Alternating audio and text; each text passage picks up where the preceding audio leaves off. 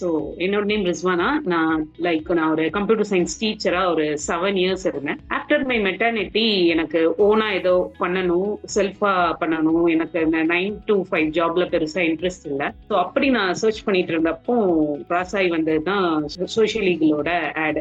வந்து ஜாயின் பண்ணதுக்கு அப்புறம் எனக்கு ரொம்ப சாட்டிஸ்ஃபைடா இருந்தது. பிகாஸ் உள்ள வந்துட்டு எனக்கு அந்த கோர்சஸ் பார்த்த உடனே இவ்வளோ விஷயம் கொடுக்க முடியுமா அப்படிங்கிற மாதிரி தான் இருந்தது. இது வரைக்கும் நான் ஏர்ன் பண்ணது ஐம் நியரிங் 1 lakh. ஜஸ்ட் ஆகஸ்ட்ல நான் வந்து உள்ள என்டர் ஆகுறேன்.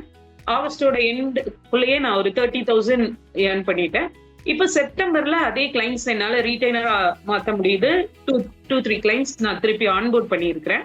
ஸோ வேல்யூன்னு பார்த்தேன்னா எனக்கு ஜாஸ்தியா இருக்கும். கிட்டத்தட்ட இப்ப எனக்கு 7 கிளைண்ட்ஸ் கிட்ட இருக்கிறாங்க, ரீட்டைனரா தான் இருக்கிறாங்க. ஸோ அது போறப்ப எனக்கு அதோட வேல்யூ அப்படின்னு பார்த்தா ஜாஸ்தியா இருக்கும்.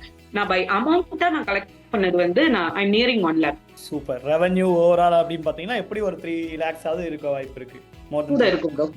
டிஜிட்டல் மார்க்கெட்டிங்கை பத்தின அவேர்னஸ் இல்லாம சிலரு, டிஜிட்டல் மார்க்கெட்டிங்கை பார்த்து பயந்து போய் சிலரு, அதுக்கு இன்வெஸ்ட் பண்றதுக்கு யோசிச்சுட்டு சிலரு, இந்த மாதிரி நிறைய கேட்டகரியில நிறைய பேரு இன்னும் அது என்னன்னு கூட தெரிஞ்சுக்காம இருக்கிறாங்க.